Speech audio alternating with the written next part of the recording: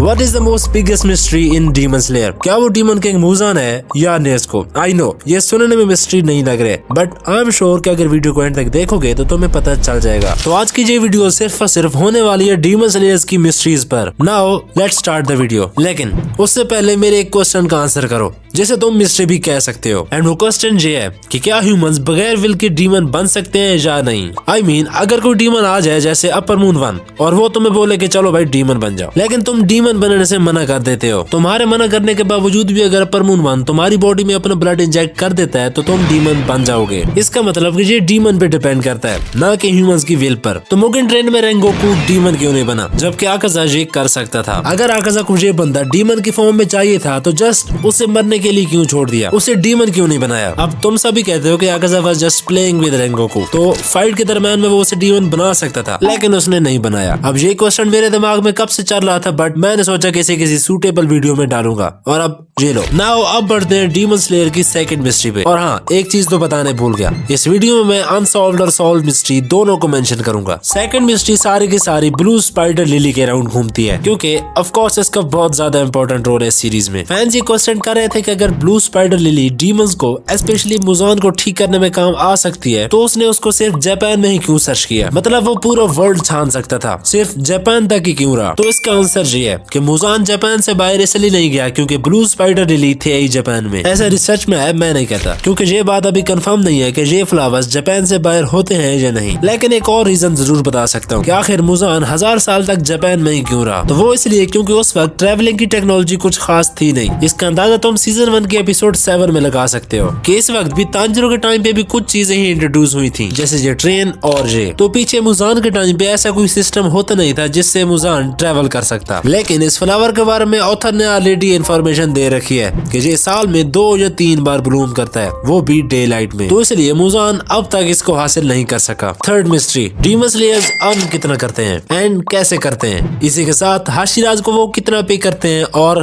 कौन पे करता है? एंड लास्ट क्वेश्चन, ये मनी आती कहाँ से है? ये सारे क्वेश्चंस तुम्हारे दिमाग में जरूर आए होंगे कि आखिर इन डीमंस को मारने के बदले में इनको कुछ मिलता भी है या नहीं, एंड ये भी कि हाशिराज लिविंग के लिए पैसे कहाँ से लेते हैं। अगर तुम्हारे माइंड में गवर्नमेंट चल रहा है कि ये उनको पे करती है, तो नहीं, ये ऑर्गेनाइजेशन गवर्नमेंट से छुप के काम करती है। जैसे तुमने सीजन 1 के एपिसोड 7 में देखा है कि हर कोई तांजिरो को कैसे देख रहा होता है। तो इन डीमन स्लेयर्स को पे करती है उबुशी की फैमिली, मीन कागाया। अब इसका मैं एग्जैक्ट तो नहीं बता सकता, लेकिन आसपास की इन्फॉर्मेशन से ये जरूर कहूंगा कि एक्चुअली में ये फैमिली रॉयल फैमिली से है, और इसी वजह से हाशिराज कागाया की रिस्पेक्ट करते हैं। और अगर तुम सर्च करो तो जापानीज रॉयल्टी का बहुत अच्छे से ख्याल रखते हैं एंड उनको बहुत रिस्पेक्ट देते हैं। अब लास्ट आंसर, हाशिराज को कितनी अमाउंट मिलती है? तो जो अमाउंट फैन बुक में लिखी हुई है उस लिहाज से हाशिराज को 50,000 जेन मिलते हैं हर महीने की पहली डेट को। एंड कुछ ये कहते हैं कि हाशिराज की कोई फिक्स अमाउंट नहीं है, वो जितना चाहे ले सकते हैं। इसी के साथ ये इन्फॉर्मेशन भी दे दूं कि जो हाशिराज रिटायर हो चुके हैं उनको भी सैलरी मिलती है। जैसे तुम देखते हो कि शिनजीरो रेंगोकू का कितना बड़ा घर है। Now we are heading toward our fourth mystery. Season 1 के एपिसोड 1 में आखिर नेज़्को सर्वाइव क्यों कर पाई? क्योंकि वो बाकी सिबलिंग से ओल्डर थी। अगर ये रीजन होता तो फिर कई कामोदा ने भी बच जाना था। The reason behind the Nezuko survival is because of her strong will. And Nezuko की स्ट्रॉन्ग विल को तुमने डीमन स्लेयर में कई बार देखा है कि इसने सानमे पे अटैक नहीं किया even after seeing his blood, और वो भी कोई आम ब्लड नहीं, वो ब्लड जिसको डीमन स्मेल करके फौरन उस पे अटैक करते हैं। लेकिन नेज़्को ने ऐसा नहीं किया। इसी तरह उसने तांजिरो को भी डैमेज नहीं दिया और हाशिराज को भी, और इसी तरह बहुत सारे सीन्स यही प्रूव करते हैं। एंड इसी वजह से नेज़्को इस ट्रांसफॉर्मेशन को झेल पाई। अब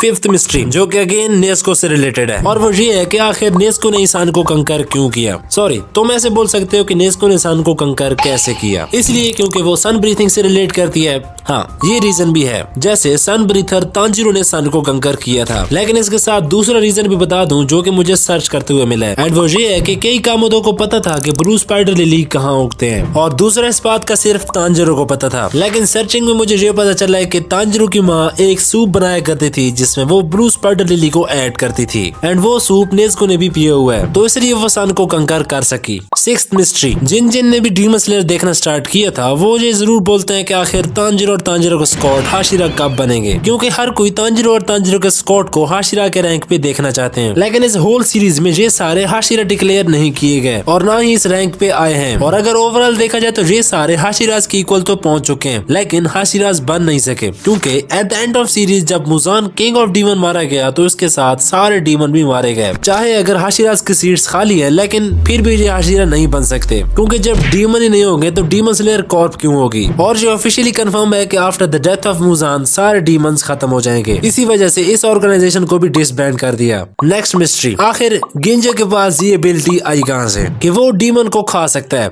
और इसके बदले में उससे स्ट्रेंथ मिलेगी। अब इस मिस्ट्री का एग्जैक्ट आंसर ऑफिशियली क्या है ये नहीं कह सकता, लेकिन शायद ये एबिलिटी शुरू से ही इसके पास हो, जब से ये पैदा हुआ था। इस बात को सपोर्ट सानमे करता है, क्योंकि जैसे गिंजे के पास यूनिक एबिलिटी है, उसी तरह सानमे के पास भी रेयर ब्लड जैसी चीज है। अब सिंपल सी बात है कि सानमे ये ब्लड ले तो नहीं सकता किसी से, ऑफ कोर्स वो इसके साथ पैदा हुआ होगा। एंड इसी तरह गिंजे के भी यही सीन हो सकता है, और शायद ये दोनों ब्रदर इसी तरह की यूनिक एबिलिटी के साथ पैदा हुए होंगे। नेक्स्ट है मुजान का ये डॉक्टर। अगर मुजान की डिजीज को क्योर करने के लिए इस डॉक्टर ने ये कहा कि मैं इस डिजीज को ठीक करूंगा, और वो भी ब्लू स्पाइडर लिली से, जो कि सिर्फ इसी के पास थी, जिसकी वजह से मुजान डीमन में कन्वर्ट हो गया। तो क्वेश्चन ये है कि अगर डॉक्टर ब्लू स्पाइडर लिली उठा के फिर रहा था तो उसे इसके साइड इफेक्ट का भी जरूर पता होगा। वो कैसे? वो ऐसे कि डॉक्टर ने इस फ्लावर को जरूर किसी न किसी पे यूज किया होगा। इसका मतलब मुजान पहला डीमन नहीं है, बट अगर मुजान ऑफिशियली फर्स्ट डीमन है तो इस डॉक्टर ने बगैर किसी कंफर्मेशन के ये फ्लावर यूज कर लिया। लेकिन यहाँ पे ये दोनों बातें डाउट में है, क्योंकि ये दोनों पॉइंट ठीक हो सकते हैं। बाकी इस पे तुम क्या कहते हो वो कमेंट कर देना। Now here is the last mystery of demon slayer, origin of demon slayer mark. Demon slayer mark सबसे यूनिक और पावरफुल चीज है, जिसका स्टोरी में बहुत ही ज्यादा मेजर रोल है। सबसे पहले जिसने इस मार्क को अचीव किया था वो था यूरिची सुगिकुनी, और अगर जिस स्लेयर ने इस मार्क को अचीव कर लिया तो वो 25 एज तक मर जाएगा, और अगर उसका मार्क 25 के बाद अनलॉक होता है तो वो 1 घंटे में ही मर जाएगा। लेकिन यूरिची सुगिकुनी नहीं मरा,